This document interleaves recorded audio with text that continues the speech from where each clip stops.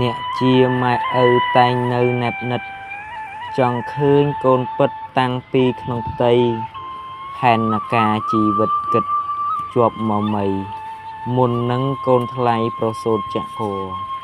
ត្បិតជាកូនហើយអ្នកណាមិនគិត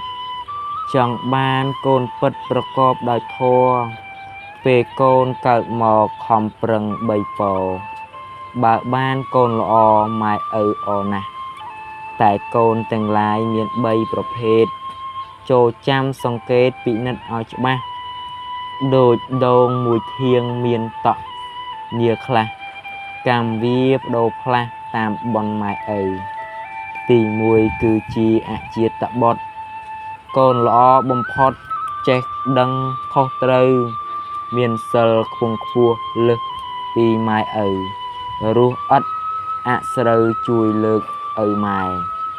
ទី2គឺកូនអនុជាតិបុត្រមានសិលបរិសុទ្ធស្មើឪម៉ែដែរអាចអោបរំបានមិនលំបាកថែមិនអោយឪម៉ែទុកសោកសង្រេងទី3គឺជាអវជាតិបុត្រខិលខូចបំផុតតាំងពីក្មេងអប់រំពុំបានលំបាកក្រៃលែងម៉ែឪវង្វេងព្រោះកូនតិរច្ឆានតើបនម៉ែឪត្រូវជួបកូនណាកូន3ប្រការម៉ែឪគង់បានជួបកូនមួយណាឥត3ខកខានសូមតាំងសន្តានឲ្យមានឲ្យបានមាន់មួនបើមានកូនល្អក៏ត្រេកអរចោះបើបានកូនខុសក៏ត្រូវខិតខំកុំអស់សង្ឃឹមក្នុងការដឹកនាំអប់រំសែបសំតាមតួនាទីត្រូវចែកវិជ្ជាជាគេដល់កូនកូនឥតសាបសូន្យម៉ែឪទាំងពីរកូនមានកតញ្ញូកតវេទីដល់លោកទាំងពីរបានសុខសេរីព្រះគុណម៉ែឪសែនធ្ងន់ពេកក្រៃពុំអាចកាត់ថ្លៃធ្ងន់លើសផែនដីគ្រប់គ្រងរក្សាកូនទាំងប្រុសស្រី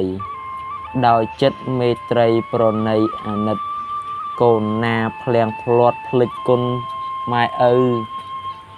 បាបធ្ងន់ធ្លាក់ជ្រៅក្នុងភពងងឹតបើមិនព្រមកែប្រែចិត្តគំនិតដូចអស់ជីវិតសតែរាងកាយពេលអស់បនចាស់ស្លាប់ខ្លះជាថ្មីនរុអវជ័យហួសក្តីបរិយាយព្រោះតែវង្វេងភ្លេចឪពុកម្ដាយលាក់ទៅអាប់បាយពុំងាយរួចបានចំណែកកូនដែលដឹងគុណម៉ែឪគឺដើរត្រូវផ្លូវឆ្ពោះទៅសួគ៌ឋានរស់នៅមានន័យប្រពៃថ្កាថ្កានស្លាប់ទៅក៏បាន